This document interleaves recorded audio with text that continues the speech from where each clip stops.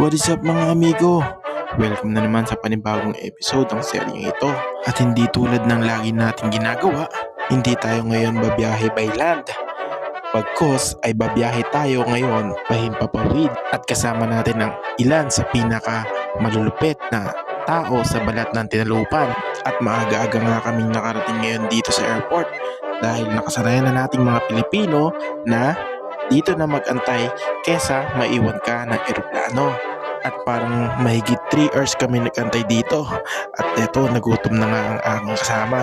Buti na lang hindi yung ticket ang kinain niya.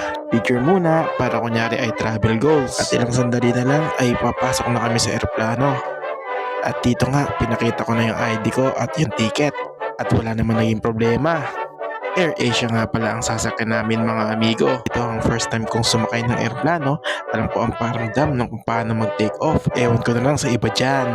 At yun guys, lipad muna kami. Kita-kita tayo sa Boracay. See you sa susunod na part.